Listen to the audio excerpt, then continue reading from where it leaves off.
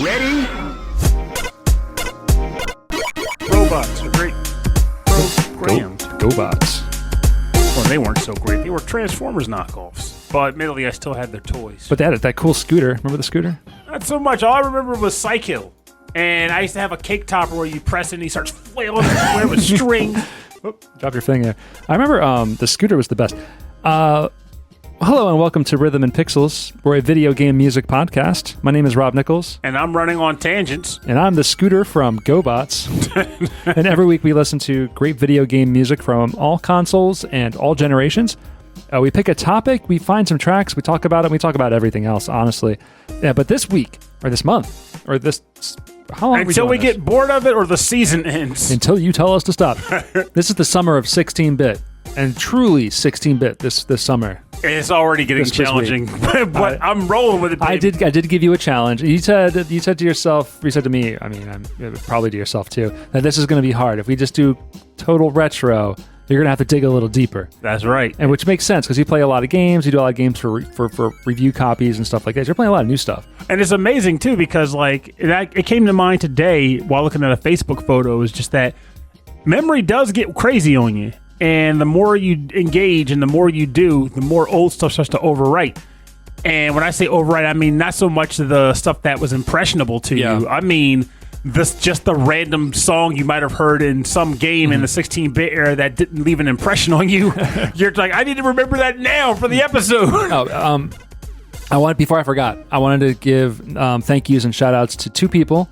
Bedroth from the VGM Very Good Music podcast. On Sunday night, I was stuck working late, and I got to listen to his show live on YouTube. Oh, he's just a legit guy. And it was him, and it was Darryl. And Kung Fu Carlito. Kung Fu Carlito, yeah, here in Carlos.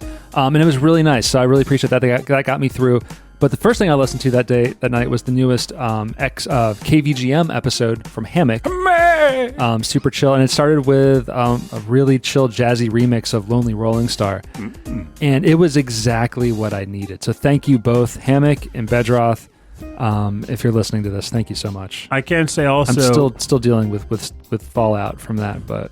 Bedroth did submit the suggestion. He was like, hey, come check this out.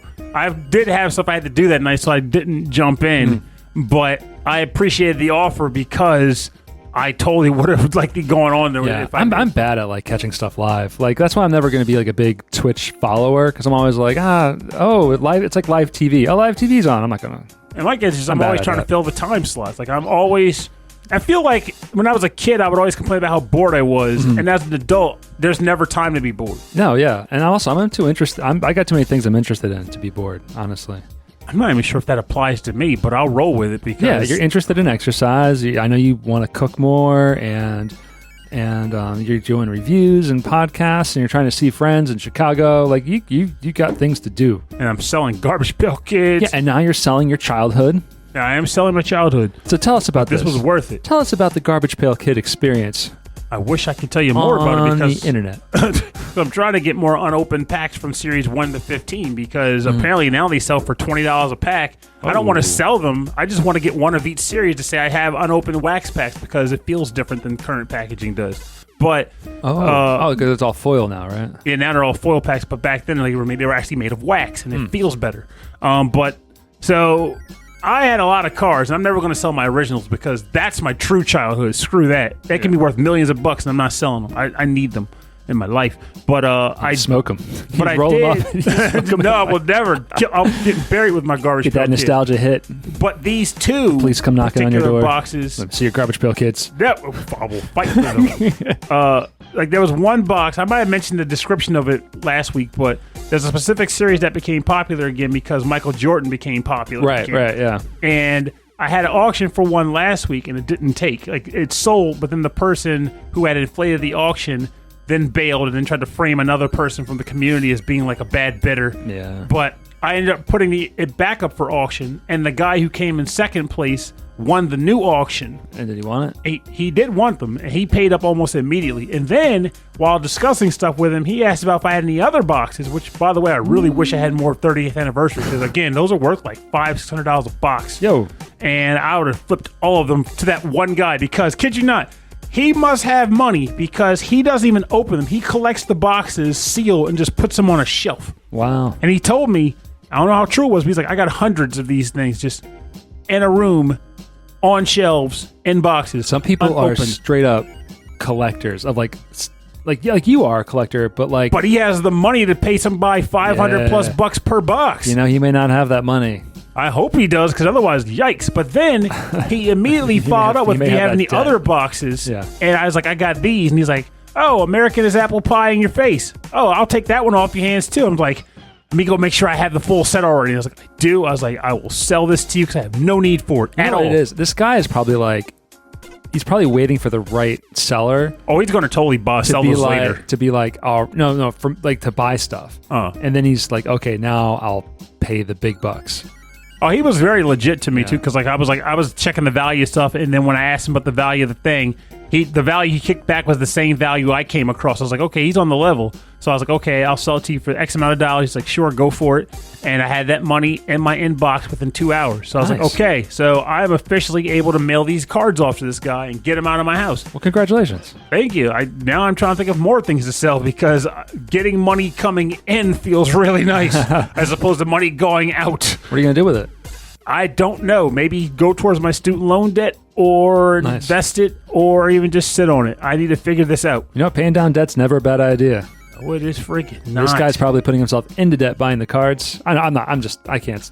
Maybe he listens to the show. I don't know. But if you are, dude, I hope you enjoy the cards. I genuinely can't imagine that he is going into debt doing this. No. He's probably like, this is his passion, you know? Yeah. And he might be the type of person where he makes enough money that, to be perfectly honest, dropping a couple hundred on some cars isn't going to kill him. Yeah. I wish I was one of those people, but I do know those sorts of people exist in this world. They're out there. Or maybe those people, like, that's their priority, so they're deprioritizing other things, you know, and that's like their thing. And I know what almost killed you was when I gave you the topic for this week. Yeah, freaking, I don't know. So we clearly have had different gaming pasts, because this goober comes up and says, hey, Purdue, can we do 16-bit sports? And I'm like, why? Why in the world would you want to focus not only on sports, but 16-bit sports? Just trying to kill me over here. Okay, come on. So you got EA, Electronic Arts in the 90s, on the Genesis particularly, pumping out some jams. But the problem is, a lot of those games, they might have like a title screen theme and then silence. True, but 16-bit was probably the era where things did transition. And so a lot of these games did have a lot more music. And like, he could have branched out into maybe other wackier, zanier sports. I thought about that, but then I realized, going back on previous episodes, I've done that a lot already. Yeah. And for me, I was like, I'll just, doing sports, I would do racing games. But like this time, I'm like, I better not. I'll save racing games. That's their own thing, because racing music is like fun. There's its own thing. Golf is the same way. We had a whole golf episode. But I still feel like golf would totally fit into a sports episode. It does. I can't remember if I have a golf track or not. I probably do. Let me check. 1, 2, 3, 4, 5, 6, 7, 8. 8 golf tracks. Oh, crap. Well, I guess I'm just listening to this episode. No. I just got to. It's all over the place. Just sports all over the place. But I grew up in a sports house, but I was a video game kid. A sports universe. Yeah. Sports city. But in the 90s, we had a Genesis, and it was all about NHL. It was all about NBA. It was all about John Madden. All about NBC. Cyberball. Playing Cyberball. We played... what else did we play? We played Analog Ball. Mutant League. Alien League. Human League. The Human League. Human music. Yeah. Anyway, so I played all that stuff. And I would say for except for basketball, I got a taste for these games. Like, I got into it.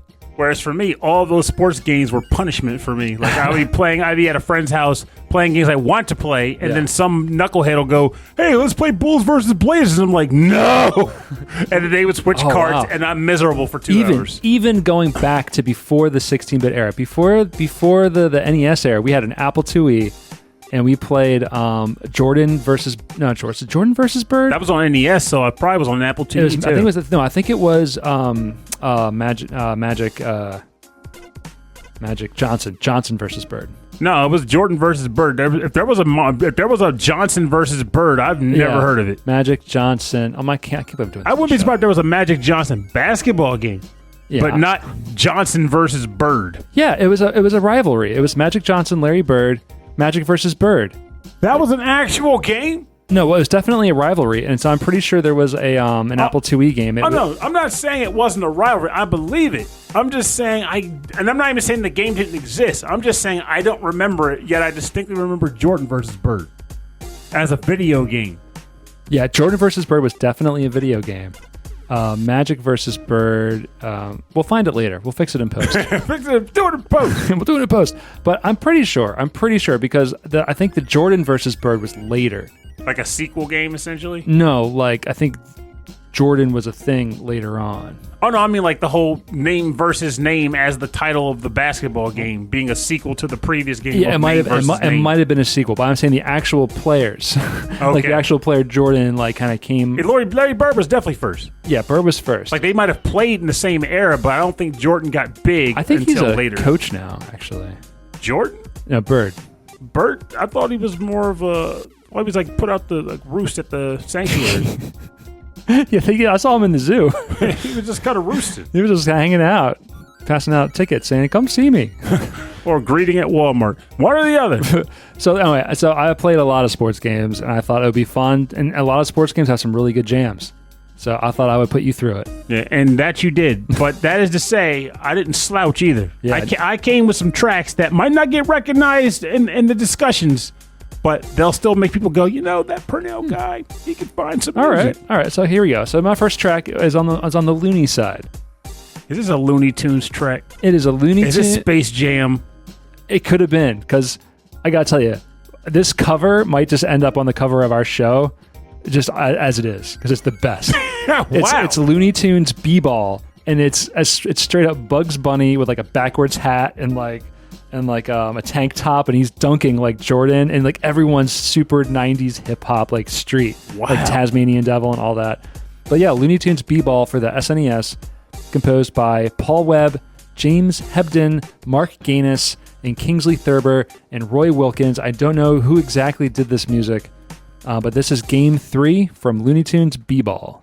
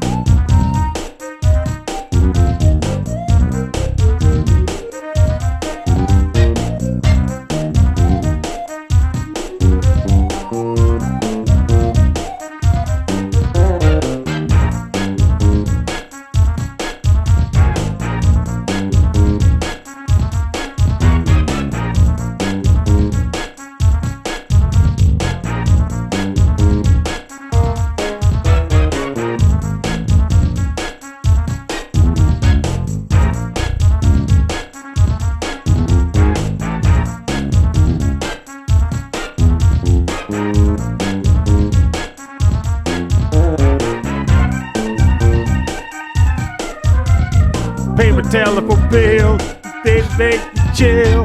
I don't think you do. What you trying to tell me? Did I think we're through? Gonna break it down. Can you pay my bills? Pay my telephone bills, pay my automobiles, and you pay any of my bills? No, you can't.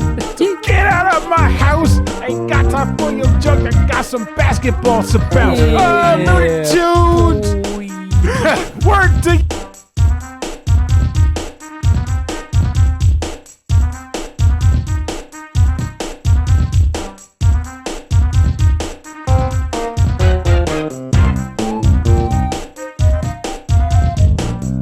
Oh my God.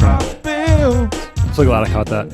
Hey, you're listening to, this is game number 3 from the game Looney Tunes B-Ball for the SNES by Paul Webb, James Hebdon, Mark Ganus, Kingsley Thurber, and Roy Wilkins, and Purnell MC. I don't know what's wrong with me, but that song, it's like, I love how clearly that song is still stuck in my head. I mentioned it on the earlier part of the show, but like... I picked this track because I was like, that's the flute, the funky solo is super funky, but that bass... you were like, you were just kind of like nodding your head. Like, dude. And then you were like nodding your foot. And then you were like humming along. And then like your whole body was moving. And then vocals, like, oh. the lyrics started just blasting. Yeah, then it just yeah. And then Destiny's Child just came out your mouth. It became a Looney Tune. Yeah, so obviously I don't even know about this game. But I mean, it makes sense. Like Space Jam, right? Mm-hmm. Basketball. We're talking b-ball. This is basketball. We're talking b-ball. Not volleyball. Or brisket ball.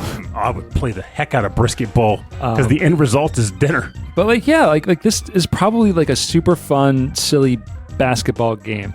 And one thing about video games and sports is that sports, like when you're thinking about a video game, like a shooter or a beat 'em up or even an RPG, those games have their own rules and they build the rules into it. In this game, you have to reach a certain level and then you can level up and do something else, right? Mm-hmm. Sports have their own rules already. So like you think about it, like, if you have to score this many points to win, there are going to be 4 quarters in a game. It's going to be split up into 4 quarters. There's going to be a halftime. You can only score 2 points here, 3 points here. Like it's already in the sport. Are you saying in a sense where it's like it's already pre-established? There's no like advancement in characters as you play the game. Yeah, and they play around with it. Like maybe it's going to be 2-on-2 or 3-on-3. Maybe the Looney Tunes are going to have crazy moves, right? But like when you talk about sports video games, especially now where most of it is all simulation, like the rules are established. The one thing I find funny about sports games, and I wouldn't be surprised if there is actually 1 or 2 out there that has done this, but I never seem to hear or come across sports games where they actually bring in actual stamina. Because just like in real football, you'll have a team of players, but you can't have your best players all 4 quarters because they get tired. Players get exhausted. At the beginning of the show, I think it was the beginning. So yeah, I mentioned Cyberball. Cyberball has that. The stamina meter? Yeah, because eventually your robots will just run out of gas and they end up getting real slow. And I think they eventually explode. Or they overheat, you know. See, that I can appreciate. Like, if anyone's listening that plays like really into sports games, like, if you could think of like any like traditional football games, like the Maddens, the NBA jams, but obviously not what I mean. FIFA. But it would make sense if FIFA had like that kind of thing because those guys are running all actually cut off, knocked on the ground and checked. But like, I feel like even if they didn't want to put that in there overall because it would ruin the whole arcadey feel. Career mode should at least have something like stamina. I would imagine they do. My brother's really into Madden. He's really into the NBA games online, and I've thought about. I mean, like, because that was our history. You know, I grew up with my brother playing these games. So I can't see myself being like, yeah, I'm gonna start playing Madden now. That's not gonna happen. I played some of the games with my brother, but then I totally lost favor because I was losing like 100 points in basketball games and mess, and then I would being the younger brother, I would throw tantrums. Now, I quit. Now, if there was a new NFL Blitz, I would probably do that. Oh God, no. No? NBA Jam was really big with my friends, and I hated it. It was the reason I lost. I personally believe I lost the Blockbuster Game Challenge. That was the only one I was good at. Was NBA Jam. Because I never had a chance to play the Blockbuster video game challenge when we were kids. Mm-hmm. I never had a chance to play the new Sonic. Was it Sonic 3? Sonic 3. Yeah, I never got a chance to play it. So I had that thing. I practiced the heck out of it. I had a full ring collecting loop. I was good. But NBA Jam I knew. But when I worked at the arcade, NFL Blitz was huge. And people would play it at home on their N64 and put plays on their memory cards, and you could put the memory card in the machine. Oh, really? Yeah, and actually that was the only way that you could do like really goofball plays that would like throw everybody off. I thought you were going to say about VMUs, but I know N64 let you do it. Yeah. That's pretty awesome. Maybe we had a special machine or what, but it makes sense because N64 did have they had the memory card packs, so it totally makes sense. There's one guy, I think his name was Adrian, and I used to get so upset at him because I just want to play with him and have fun, but like he had all these plays that'd be like the guys would go in these crazy different directions. I'm like, I can't choose that. Like that's the power of the N64, Rob. Like, well, I play it at home all the time, and if you had the thing, then you could do the thing. And I was like, that's the power. The power. I was like, I don't like this pay to win thing. No, it's play to win with your console at home. Yeah, I mean, but I'm not going to pay for another console and then pay for a memory card. Gotta pay for a friend that has the console.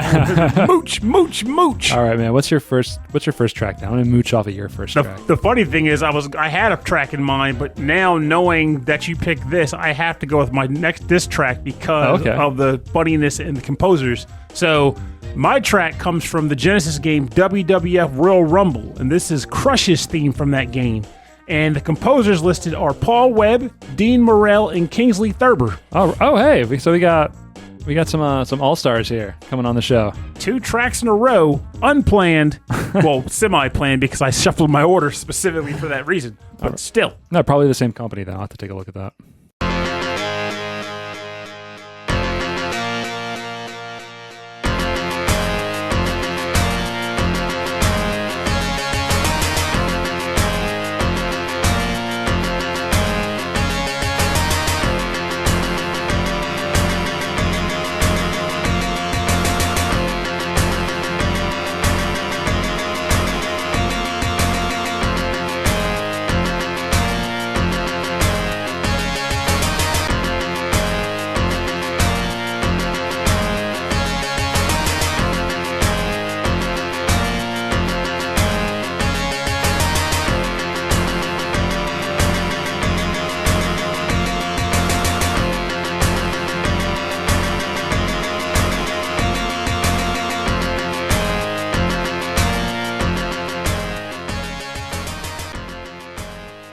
It's a good loop in my defense, I gotta say. What is that loop Purnell's talking about? Well, the one you're listening to, of course. Crush's theme from the game WWF Royal Rumble on the Sega Genesis, composed by Paul Webb, Dean Morrell, and Kingsley Thurber. Of course, as you can probably guess, this is a Genesis soundboard composition of the actual Crush theme from the wrestling from WWF. Right. But it still counts as a composition, so yeah. Now, fun fact, don't ask me anything about who Crush is because, believe it or not, he is not the wrestler I was pursuing when I was going to pick my track for this episode. I was looking for Hulk Hogan, Hacksaw Jim Duggan, that reminds me of Nate, or IRS. Particularly IRS because his theme song is money, money, money, money, money, and then the actual sound, but it has like that in like an audio pulse, like. But it sounded really good. But I think I actually ended up really liking Crush's theme in the game because I like that do do do do do do do do do. Like he sounds like this guy like stomping down the aisle, like he's going to break somebody's face open. Are wrestling games things that you played back in the day? Yes and no. So I played pro wrestling and enjoyed it loosely. And loosely meaning that I hated the game, but if I was forced to play it, I was going to put the Amazon or Starman and then just bite your face off. All right, so pro wrestling on the NES. NES. Now, Royal Rumble fit that category of I didn't want to play it. I wanted to play Sonic or Streets of Rage or literally anything else that wasn't a sport. Yeah. But then when my friends wanted to get down with Royal Rumble, I was forced to either join in or be bored in the corner. So I just kind of rolled with the punches and played and got my butt handed to me on numerous occasions. But I was familiar enough with it from those experiences to be like, I should look up WWF Royal Rumble and see if how the music sounds in the present day. But like wrestling games in that era, and honestly, I feel like even like going beyond that, were pretty much a matter of characters jumping into the ring, and then just like doing clotheslines, body slams, and all. But more likely than not, your friends were just punching each other. Yeah. And the goal was you couldn't really quote unquote defeat them. You had to reduce their stamina level to a point where you couldn't get up from a pin. Yeah. So again, a sport. So yeah, a sport. During the track, I was like, is this really a sport? But yeah, it's a sport because it has predefined rules before you put video game rules around it. Yes, and the thing about it is, like, even if one was to bring the argument of, like, is wrestling an actual sport, the truth behind it is wrestling is a sport. WWF and WWE are sports entertainment, but they're entertainment based around the actual sport of wrestling. I'll tell you what is not in any question in this room is that the people within WWF and whatever WWE or whatever pro wrestling is, they're all athletes. Oh, 100%. They are tremendous athletes. And clearly, while we know that they do like fake punches where they're kind of air whiffing, let's be real here. One, you're not going to always pull off the whiff. Some of those punches are connected. Oh, yeah. And two, you're not pulling a punch when you like jump on somebody on top of a ladder and all that stuff. And like they cut themselves in the head to make themselves bleed. Like they're like it's definitely for entertainment purposes, but like they get hurt. You have to condition yourself to do that stuff. There was one guy we used to watch. My brother, again, a lot of this is about my brother. He was really into pro wrestling, and now of course I would watch it too if it was on TV, and we would play the games. And the games for me were a good mixture of a fighting game and a beat 'em up, because it was always like kind of that 3-dimension, like a beat 'em up style dimension, but it was also like a fighting game because it was 1-on-1, but you weren't really punching and kicking as much as you were kind of like getting holds on people and throwing them into the rope and then just clothesline. Yeah, but anyway, we used to watch this one guy. It was on ECW, early ECW, where they did some stuff they probably shouldn't be doing. But there was one guy, his name was it Booker T?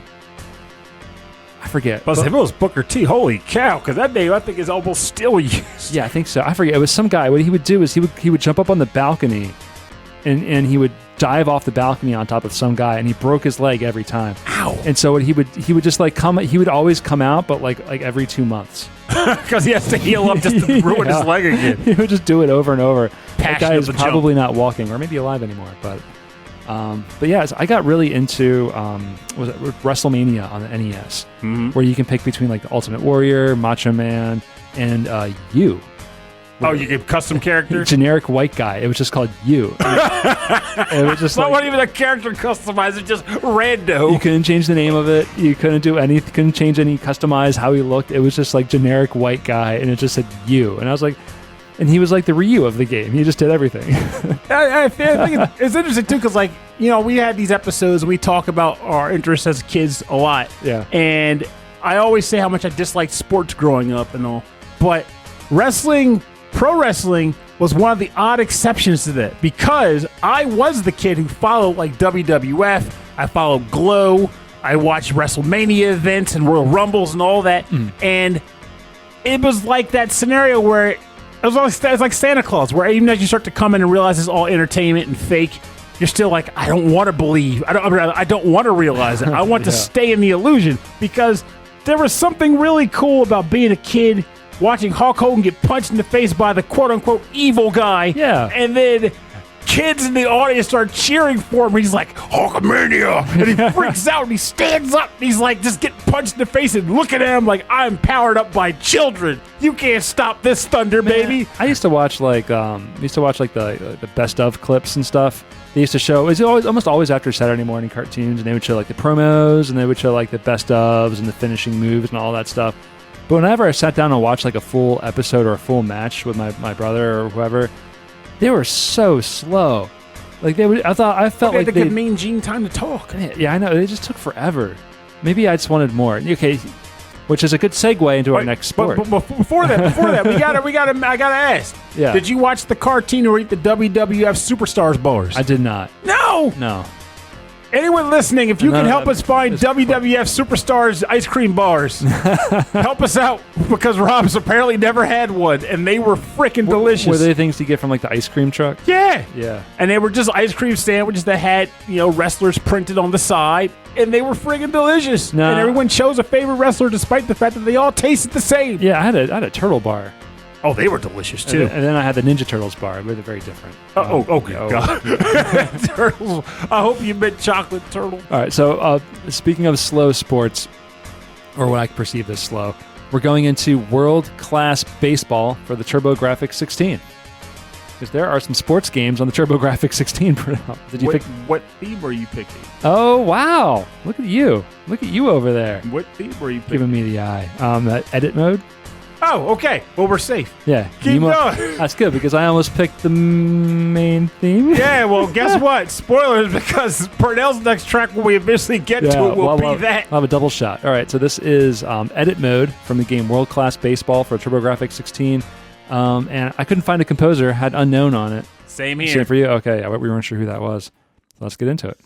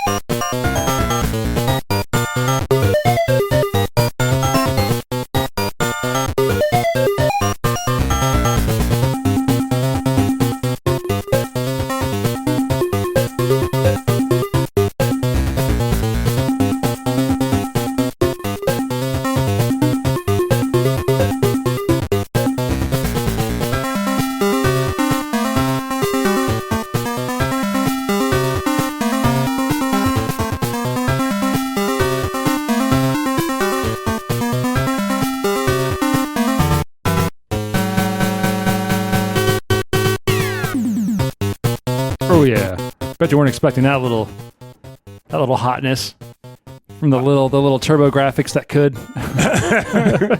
This is the edit mode from World Class Baseball or Power League All-Star Gold for the TurboGrafx 16 or the PC Engine as they would call it in Japan. Composer is unknown, but I love the sound of the TurboGrafx, like the hardware inside the TurboGrafx. Oh, always and forever here. I mean, that's one of the major reasons why I bought it. Like, the music in that game system is just so good. It's so good. It's like it's still chippy, but it's got its own unique sound to it. And this song's got a groove. It's got a serious groove. And I love how it's changing very, very like slightly. You know, and they keep adding little elements till you get to the end and you get the boom, boom, boom, boom. Let's go play baseball. I'm actually just I'm going to assume maybe you're editing teams or something because I can't think of what you would edit in a baseball game. Yeah, you're probably editing. Yeah, you're editing like the map. I'll put second base here, I'll put third base here. You're probably just editing like your team because I'm sure it's like maybe you're picking different players from different teams and you're saying, okay, you're going to be outfield, you're going to be left field. And I could definitely say also that baseman. I'm sure there was a first, second, and third baseman. Second base person. Line drive dude. I made that up, by the way. You got to think of your batter's lineup. Oh, yeah. But all those people. But, but I think about first of all, which is why I'm completely shocked that we ended up on the same blasted game, is the fact that I was like going hard on this because it's a spoiler at this point, but people will probably forget it by the next episode anyway. I've been trying to run on a theme where I cover a game from all the three quote unquote 16-bit consoles. Yeah. So, I mean, I had to find something from the TurboGrafx 16. And I didn't want to pick Hit the Ice again because I've chosen from that one, our episode with Alex Messenger eons ago. Yeah, that was a fun one. And so then I was like, okay, if I don't want to pick from that, and I'm not picking a racing game, I got to find music from a sports game. And I'm not going to say what one I almost picked because that's a spoiler for later in the episode. But what ended up happening was I skipped that one because I wanted to save it for something else. And then I ended up just checking out all these other games. And for the record, despite there being a fair number of games released in Japan, very few games for the TurboGrafx actually made it to the States. When we were kids, it probably seemed like there were a lot because we were all poor. But in reality, there weren't a lot. No. So I would come across a sports game where it was like, oh, this didn't actually exist in America. Or the TV sports franchise, which was their primary line of sports games, but none of them had music. So it was just like bleeps and bloops half the time. Yeah. I mean, the PC Engine had a pretty wide library that just didn't make it out here because the system never took off. Sega and Nintendo were just ruling the roost, apparently. I mean, that's just what they did. And the funny thing is, like, if I'm not mistaken, I think the only one that could possibly have beaten it would have been the Genesis, but TurboGrafx was like the first system, maybe the second behind the Genesis. But I genuinely want to believe that it was the first of the 16-bit systems to make a claim. It could be. I'm not going to say for sure, but we're not like a historian type show. But if EB's listening, you know the deal. Help us out, buddy. I could probably look it up. So this game was released in 1988 in Japan. And Genesis came out in 1988 in the States. Okay, so or was it 89? Either way, we're not historians. I know it was 88 or 89 for the Genesis in America. Yeah. But the TurboGrafx 16, I remember playing Keith Kurz when I was like 9 years old for sure. So it's up there. I just remember just seeing this thing in magazines. I don't think I ever saw one in real life until like I hung out with you and you were like, yeah, I love the TurboGrafx. I'm like, what? Oh yeah, that was my baby. Yeah, got one. I got my first one for like my 10th or something, like my 11th birthday maybe. And then I got the Turbo Duo on 13th Christmas. Yeah, because that's when I learned about Falcom. The Duo was great because the TurboGrafx had all of these add-ons in Japan to add like the CD and the Super CD and all that stuff, and then they just made the Duo. Oh no, we had those here too. Oh, I thought the Duo had everything combined together. Oh, it did. Yeah, it's just before that they somehow didn't manage to release the entire suite of. I think the only thing we didn't get here was probably the Super Graphics Card 2. Okay. But we did have the Turbo CD attachment. To their credit, but like there was only I think there's only 3 or 4 games that use it. With the Super Card 2? Yeah. They did not make that many. And then probably because at that point it was like, all right, everything's moving on to CD-based media. primarily, and they had the Duo, so it was like all of it was built into the hardware. So I was like, we don't need this plastic card slip on anymore. Well, let's stay with TurboGrafx then, shall we? Well, we have no choice because I'm following along this trend because I love it. Clearly, we both picked from the same game, which it doesn't happen too often on the show. But this is one of those cases where I had so much trouble picking tracks that I was pretty cemented on what I chose. So I don't have another one to switch to. So I'm going with this. It's a good OST. So this is also from World Class Baseball on the TurboGrafx 16, and it is the main thing from that game. I have no idea who the composer is. Could not find it. It was probably Bun Bun or something. it was Bun Bun.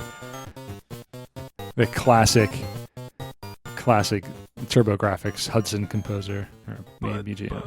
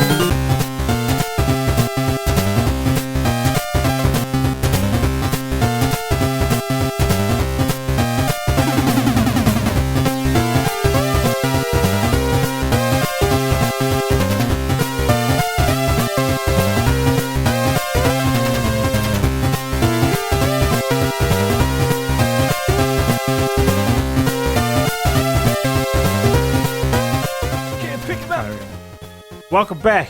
You're listening to the main theme from the game World Class Baseball for the TurboGrafx 16. Composer, I have no idea who it is. Maybe Bun Bun. In fact, maybe Raul put it in the episode. Composer, maybe Bun Bun. We don't know. We do know that this sounds a lot like Motor Rotor, but it's not Motor Rotor. It is not Motor Rotor. Same company. There could be some like composer, intermingling over there because a lot of the games over there were done by either Hudson Soft or NEC, and they were kind of in collaboration for this console anyway. So it is very possible that they are coexistent as far as like who they're using to compose their tunes. Yeah. But like this track for me is very dancey. Like, yeah, I think I like this one a little bit more than the edit mode song, honestly. There's it was a lock for me because I listened to all of these. I listened to every track on this OST, and once I hit main theme, I was like, well, every time I listened to it, I was like, inferior.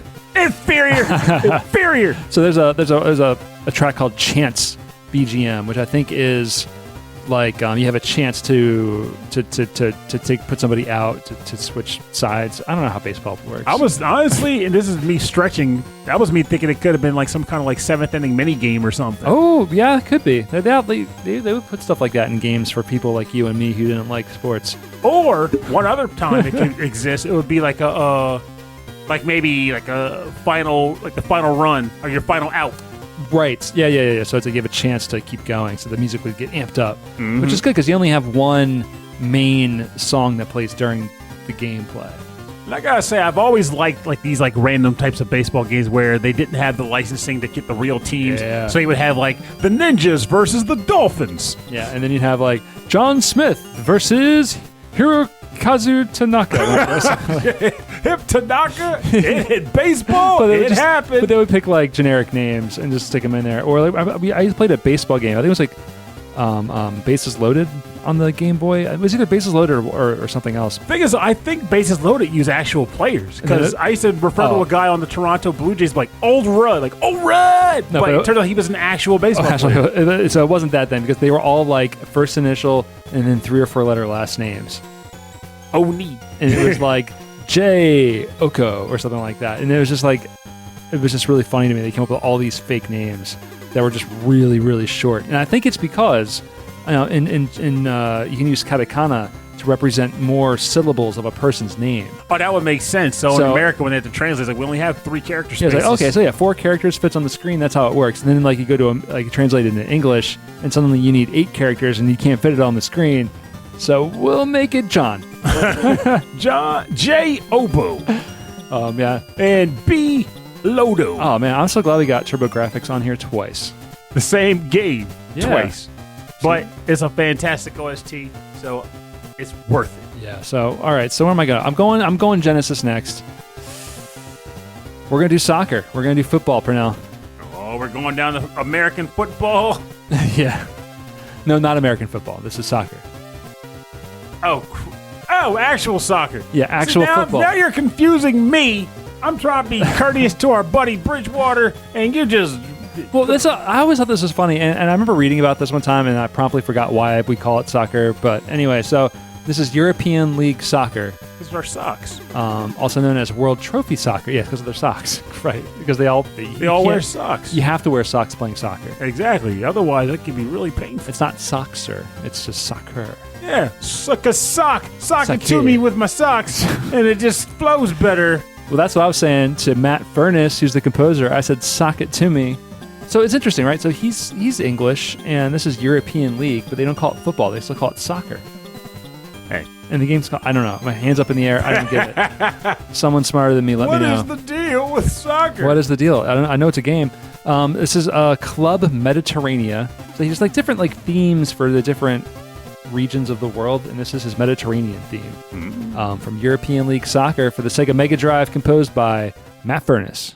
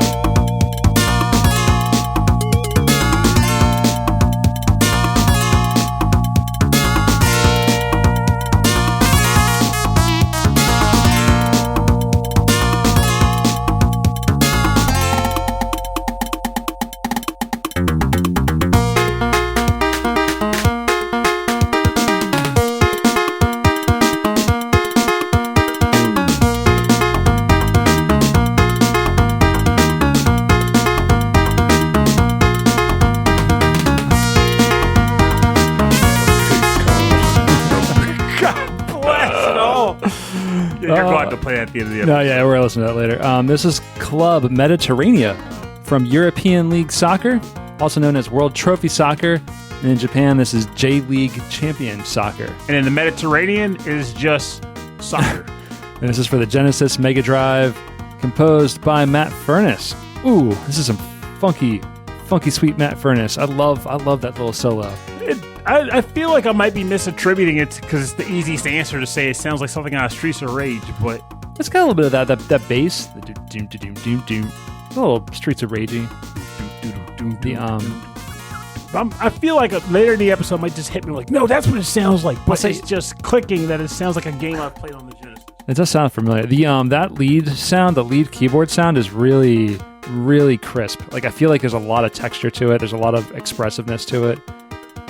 That you don't really that I know the Genesis can do, obviously, but that you don't hear something like that awesome so frequently, not so often. And actually, there's a bit of a sound that's supposed to be like a guitar sound. He does like a strumming effect with it right here. I think that sounds pretty cool. I mean, it's not a guitar, but it's pretty close. Oh yeah, it's better than a lot of other Genesis soundtracks. We'll say that right now. Well, it's Matt Furniss. He's gonna make it. He's gonna make it pop. Yeah. So again, we're getting into the era where eventually there's really no background music playing during a game, but not this game. There's a ton of music in this game. And honestly, I feel like if more sports games had music playing during the game, maybe back then I would have been more of appreciative and able to enjoy them. But I feel like one of the reasons why I disliked a lot of the music was specifically because there was like a lot of silence in the games. It was like, this is just extra boring to me. Yeah. I need some energy going. Yeah, EA Sports in like 98 and 97, they started to get that way. And it always threw me, especially in the later games, because they would pay money to license like musical artists, like tracks from other like famous musicians or famous tracks. Yeah. And it would only play in the menus. Like in the actual game where you spend most of your time. No, man. The menus is where it's at, man. But menus. You're not in there very long. That's where the real game's happening for now. Where you're selecting teams and volume control and I don't know, color tint ratios. All right, so I think we're into the Super Nintendo territory for you, right? Because my last track is from a Super Nintendo game. Originally it was going to be a Turbo Duo game, because it did exist on the Turbo Duo, and it was one of the games that was meant to try to bring the Turbo Duo out of obscurity in America. So it would have been a CD title then. It was a CD title, but I opted for the SNES version. Classic chiptune. Chiptune Looney. Now, this track comes from what is probably one of the biggest banes of my existence in video gaming in the 90s. Doom? No. I liked Mario? Doom. I liked Mario. Sonic? Oh, I did hate Sonic. No, I Dizzy. love Sonic. Well, I didn't even know who Dizzy was for a while. Thanks, Nintendo Power. No, this is a sports episode, Rob. Caveman Olympics. Okay, you win. 8-bit. 8-bit. And we played that actually, too. I remember that. Now, this comes from the game John Madden Football 93. And this is the title music from that game. And it's composed by, probably Bun Bun also. Oh, we don't have one on this one, too? I did not find one, but I wagered that people were assuming that it was like a licensed track, but no, I'm pretty sure this was composed for the game. They outright say Madden in the track. Oh, yeah, it probably wasn't. So let's give it a listen.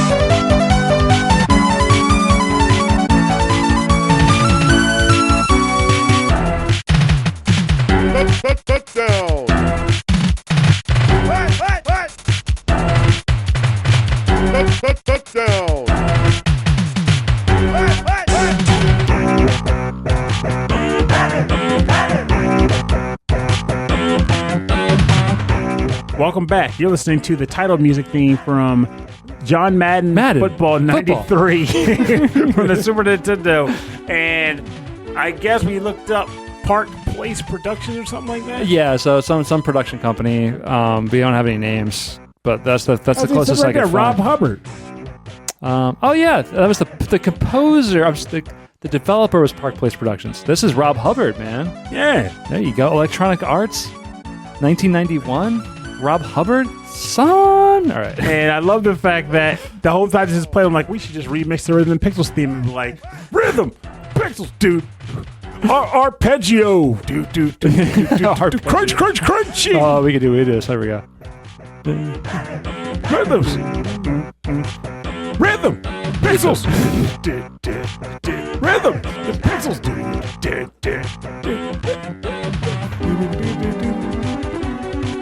Arpeggio. Cue card. Duo. Arpeggio. Crunchy, crunchy. This is good. I was hoping there would be some like sound samples from in the game. I think that's actually John Madden saying touchdown. I don't remember because it's been a long time, but I swear I recall that he was deeply involved in the games back in their early inception. That's something that I've also learned from my brother. It was like he wanted a game that was more closely resembling the real game of football, so people could learn it and appreciate the game more. And I would go so far as to say he very likely saved video game football in that regard. Because Tecmo Bowl was famous. Don't get me wrong, it was popular, but football games didn't really take off until Madden's name ended up on. I remember there was there was John Elway's quarterback on the NES.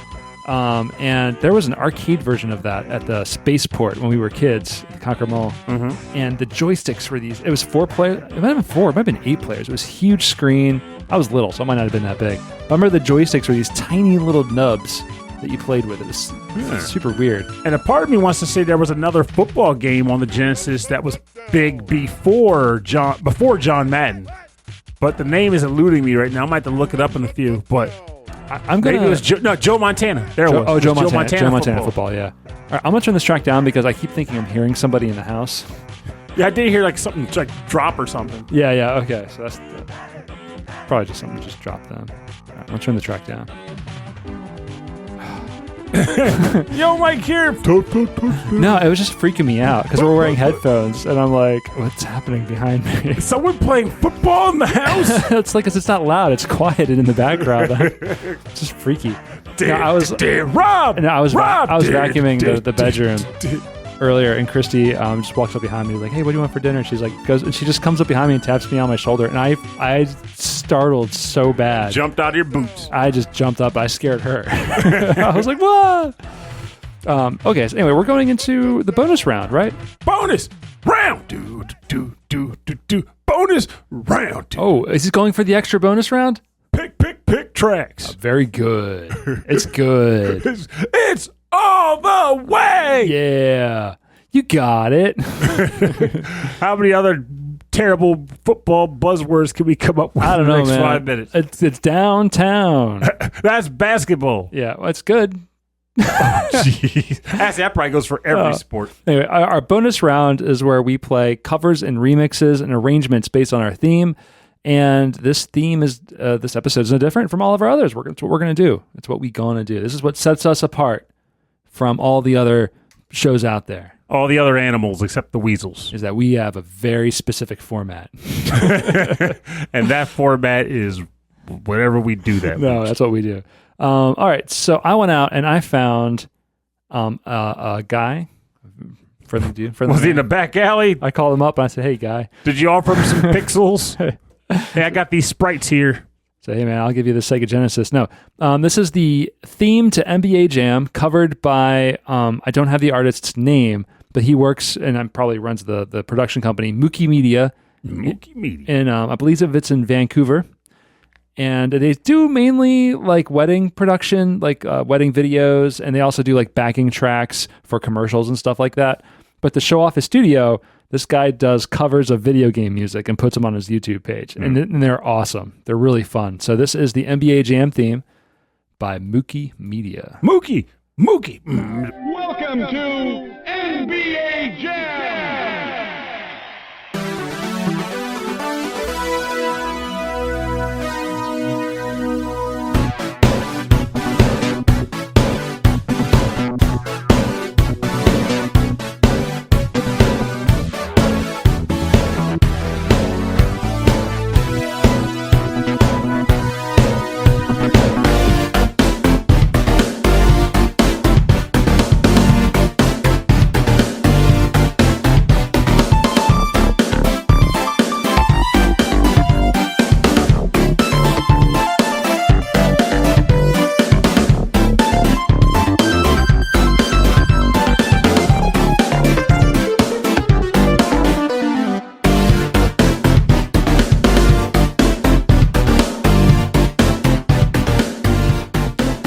That was the NBA Jam theme remake by Mookey Media.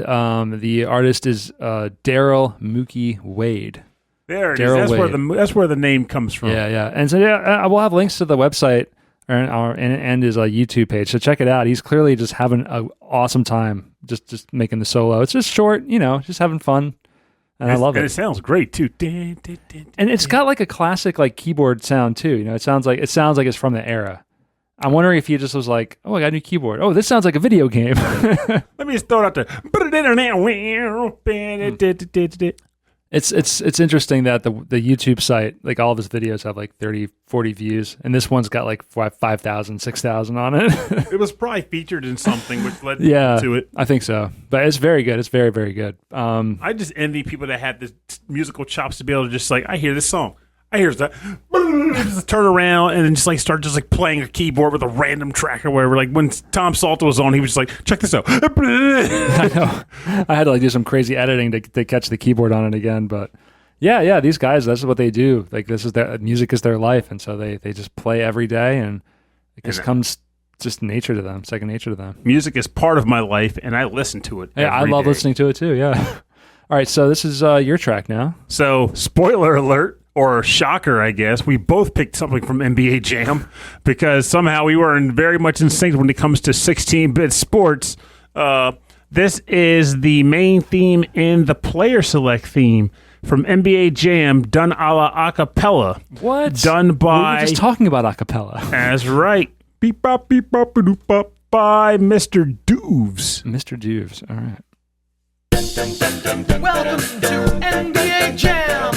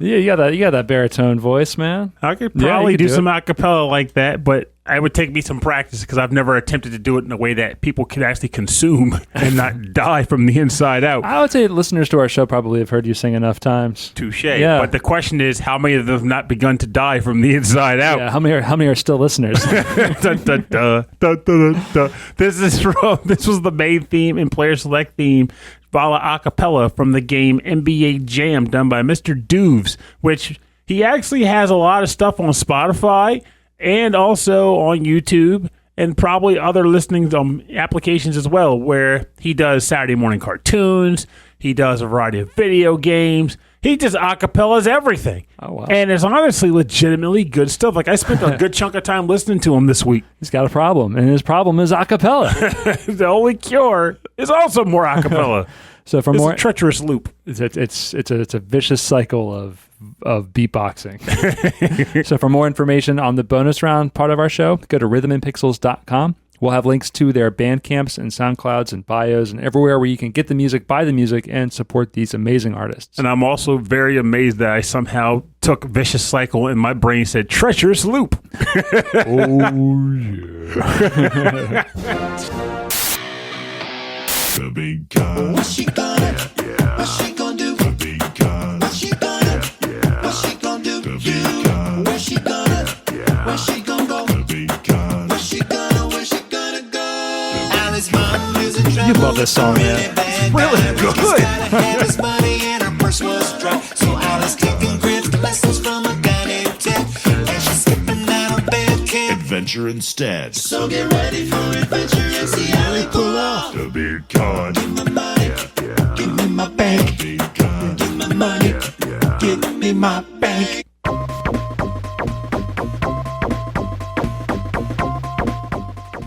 All right, thanks for joining us on the Big Gun.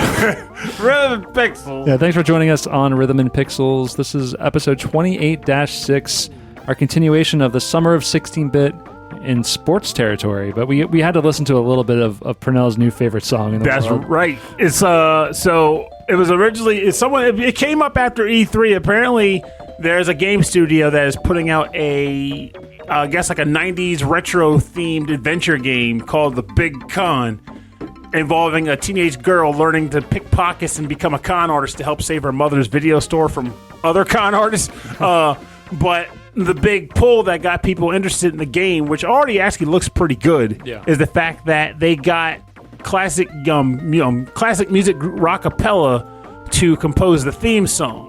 So Rockapella is probably fairly familiar to folks who were familiar with like the Nickelodeon era back in. I don't think it was on Nickelodeon. I think it was like on PBS. Rockapella? Oh, no, that was.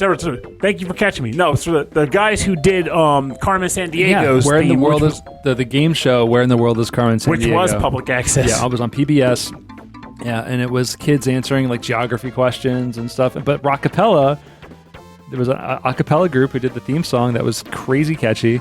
People loved them. And the fact that they still exist, though apparently only one original member, but still, that's how music works. I mean, you can totally convey the love, but having at least one person be like, hey, you know, there's a cappella groups, man. They live fast, they die young. And just then hard living. And then they harvest the souls and inject them into the one remaining band member, who then summons a new cadaver group to play rocks and jams. You know, they start you with barbershop, and then you end up in necromancy. And it's dangerous territory. That's just how it goes. Right. It's just that's how they keep the magic going forever. Magic. But to be honest, it sounds like them. Like I heard it, it was like I know immediately who this is. I heard it and I was like, that sounds interesting. And then I looked down at the video and I was like, oh my god, it's them. Mm-hmm. That's awesome. Give me my bank. I don't care if it's a gimmick. The whole thing should be them. I'd be happy with it. If you're like, okay, I'll walk to this section now, and if it's just some guy going, she's gonna walk down the street, gonna enter the store, press a button. That's hilarious. Oh, see, she says, and in my defense, I caught it before. Well, you caught it. And I caught it. It's a PBS, not Nickelodeon. I know. It's good for you. It's not trying to sell you. Well, you know what? They never did try to sell video games. It was a video game. They weren't Carmen Sandiego? Yeah, they weren't trying to sell toys. My thing is, right? I think the games came before the show, though. They did. I mean, I guess they were popular-ish because you were playing. You know, the funny part just hit me. What's that? You know how many people are going to write in later and be like, Jesus, Purnell, it wasn't a Nickelodeon show. Oh, my God. What are you doing? I'm like, drinking protein. It's always the protein. It's not me. I'm a musclehead now. I don't know. I can't help you there. Me not know music jams no more. Well, so we're going to continue on the summer of 16-bit, I believe. Yes, next week. If you play our cards right, Purnell, next week is going to be our Patreon episode. So that'll be recorded soon. Crap, we need to come with a topic. Yeah, well, you know what? Summer is 16-bit, so it has We to be can do it. 16-bit So, something. you know what, Pernell? That's on you. Yeah, we'll come up with something pretty good. Before I go to bed tonight, something will come to mind. I'll just like slap it and I'll just text it to you, and then I might just even I'll just get it throw it in announced. Rhythm Pixels chat and So- say, like, hey, here's a topic. So, all right. Now a little window into the world of our lives here. So we're doing some construction downstairs, which is supposed to be starting next week, which means the cats are going to move up here. Now the cats are already up here, but the cats' litter boxes are going to move in here specifically. Dun dun dun. So Pernell might be recording remotely. I'm just going to say it's not a bad idea if you decide to do that, or it's going to be pushed off a little bit later. But it's going to be like a long construction. How long are you talking? A few weeks. Uh-oh. Or I think it's all together though. So I think downstairs it's gonna be like maybe 2 weeks. So yeah, you might want to do it over. I'll let you know how it goes. Okay. No, I'm thinking about. I'm surprised. Usually I've heard people say they put like the cat litter boxes in like the bathroom with them. Yeah, but you've seen our bathroom. Oh, that's right. The room is the space. Yeah, it isn't that big. And don't put it in the closet. 'Cause I can tell you, my first apartment. Oh, yeah. The person who lived there kept the litter box in the closet, and when I bought the place and moved in or rented it, that smell was in there for like a year before I just like bombarded it with bleach. Well, when we first started the show, it was in my old studio in the condo, in the closet in there. Mm-hmm. And oof, we would be sitting there talking, and then all of a sudden I'd be like, "Whoa, what is happening?" Ba-da-ba-ba-da-ba. Yeah, you just kind of grow to ignore it. So yeah, it's going to be kind of nostalgic for me, you know. It's like the old days of we were in that smelling cat apartment for almost 15 years. So It takes you back. takes me back to that wonderful smell. That's your little humans. Yeah. So I want to thank everybody for listening to the show, for supporting the show. I also want to give a special shout out to Michael Bridgewater for composing a badass, sick tune on the C64 for Lobster Racing the game. That was really awesome. I listened to that. And I was like, I have to comment. Yeah. I originally was going to be all quiet and like weird and mute about it. But I was like, no, I have to tell him. I think it was that unlisted. It was It was unlisted, but I'm sure he'll be putting up eventually. Yeah, so if it's once it gets out there, we're gonna promote it and it'll be on the site. It's so good. He channels Tim Fallon. It's inside of his body. I just like the fact that he composed a track for a game that we came up with that doesn't exist. Yeah, and there's a little scrolling text at the top that says like, "This game totally is real." So yeah, if you want to get in contact with the show, if you want to say hi to us, if you just want to say words onto a screen and then send it our way, or if you have a track suggestion or a topic suggestion, go ahead and send us an email at our email address. rhythmandpixels@hotmail.com. And then if you want a full thing, Jesus.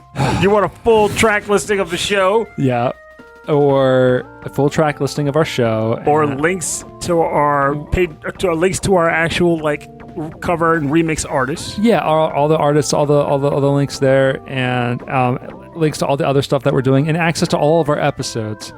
My brain is getting back on track. I'm about to say, just giving people a fair warning. We're at that point where Rob starts to fade. Yeah. Purnell's a musclehead now, and Rob's a fader. I'm telling you, it doesn't take long. It's not even 10 o'clock.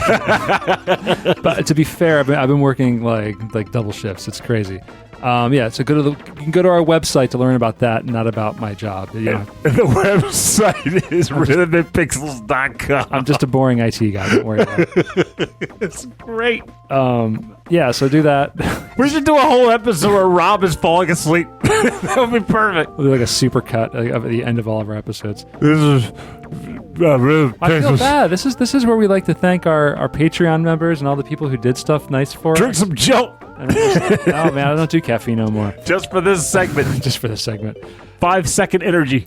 5 seconds. I just thought I needed just like a little like eyedropper full of 5-hour energy. That's about a minute.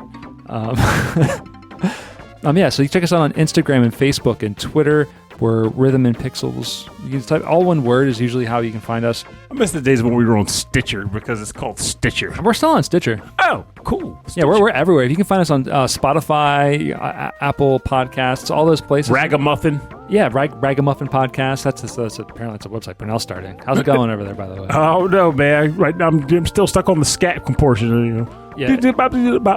Honestly, it's just you and like 5 interns like scat singing. I don't think you're gonna make any money out of this. But we are playing lots of Mario Kart, so I'm getting my due out of it. He just hired a bunch of people to play Mario Kart with. And they're Mario interns. Party. Wait, they're interns. You don't have to pay them. That's right. Yeah, I nice. pay them in losses. You just beat them up. No, in come on, man. I don't need any liability you suits. I beat them in Mario You Kart. beat them up at Nintendo. That's right. Yeah. Every day. You come to my office, you're going to lose at Mario. Anyway, so yeah, hit the subscribe button if you like what you're hearing. I mean, really. That's a funny fact, though. Just so I know, I did have interns back at my old job, and sure enough, I came in there with my Nintendo 3DS. Was like, Mario Kart. I would order pizza. We would sit there for like an hour or two just playing Mario Kart. I was like, should we be working? I was like, this is an extended break. We're going to play Mario Kart. This is You're going to like it. Team building exercise. Me beating you at this game, and then also Mario Did Party. they bring in their own, or you brought extras?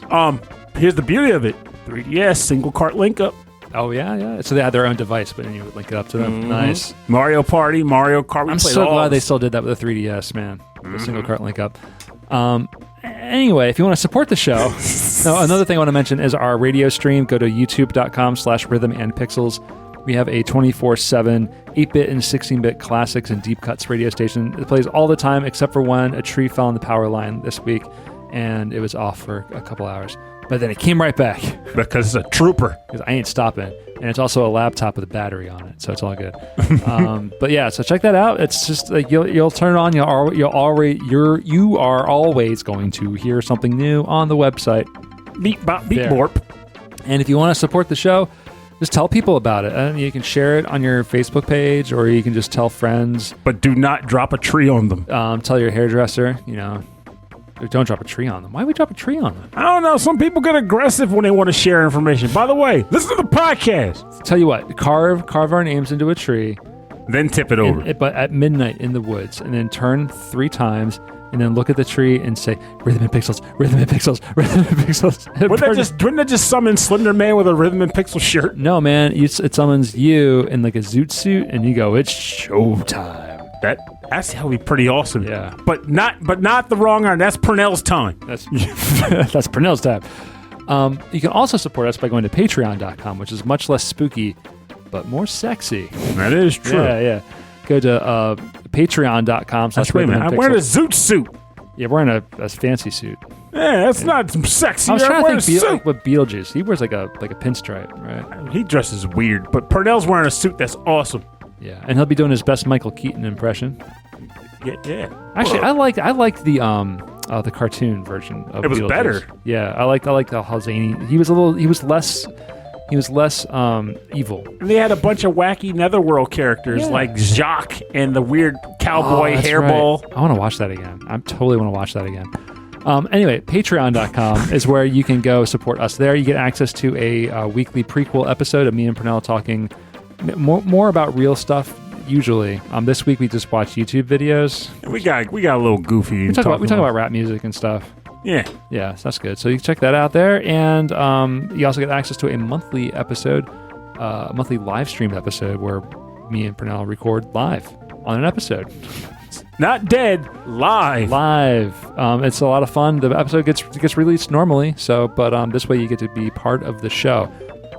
And at the highest levels, we like to thank all of our Patreon members. Frankly Zappa, Mike Myers, Vashin8060, That Nick Walker, Ed Wilson of the VG Embassy, Mats Holmqvist. Oh, VG Embassy had a crossover with XVGM. Really? Yeah, they're getting big and busy. Oh, and we're on that episode because we did some voiceovers for them for a cartoon. Oh, for the Smash Brothers. Yeah. I totally forgot about that. Oh, yeah, that was because he was preparing for that for a week, so they put in a lot of work for that. I forget. Yeah, they plan ahead. We don't do that here. Mats Holmqvist, Michael Jennings, Davey Cakes, Justin Schneider from XVGM Radio. Hey, did you know that they had a crossover with the VG Embassy? Sonic Medley, Taco, Harold Howard, Dave Taylor, Reinhard Selkova, Andreas Mirelberg, the Phantomire, good buddy of ours, Sleepy S'more, Steve Miller, the Autistic Gamer 89, Cameron Werma, Christopher Senstrom, Bobby Arson from One Up Funk, Wicked Sephiroth, Carlos from the Heroes 3 podcast, Michael Bridgewater from the Forever Sound Version VGM podcast, and Brian Pitt. So thank you all very much for your continued support of our show. It is greatly, greatly appreciated. Absolutely. So next week is going to be our fun time live show. We don't have a topic yet, But we will. Probably in 5 minutes. Give me some time. Give me an hour. Like an hour. Yeah, I'll wait till you drive home and I'll start texting you. Got that topic yet? Got that topic yet? Got that topic yet? If you asleep, and I'll knock on your door. Pernell, red pencils. What are you calling me for? Jeez. You got that topic yet? Yeah. I'll carve your name into a tree. Just to get the topic. And then you heard a scratching on the door. And he turned around and Pernell had a hook for a hand.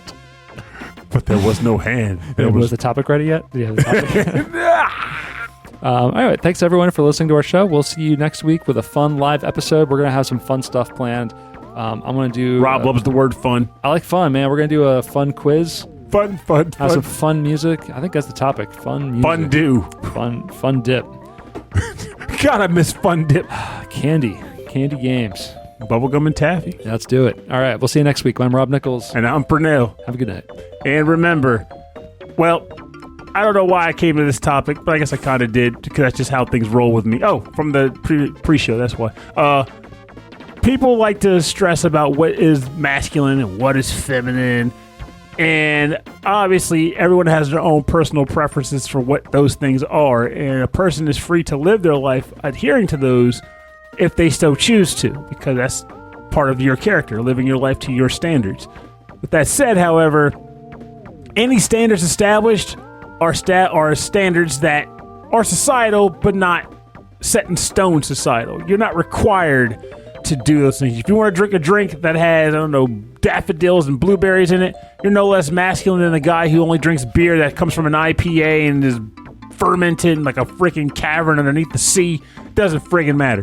You drink what you want, live how you want, do what you want, because masculinity and femininity are societal constructs that don't dictate what you're allowed to do with your life to enjoy to the fullest. Just be happy being who you are. And if someone's got a problem with it, tough to bullies to them. Live your life, drink what you want, eat what you want, and play video games how you want too. If you want to play Barbie's Horse Adventures, have a ball. I like that. I like that game. Hey, so there you go. See? Play it. But I'm going to tease you if you do badly at it. I knew it. Yeah, I'm going to do it. But I'm doing it out of love.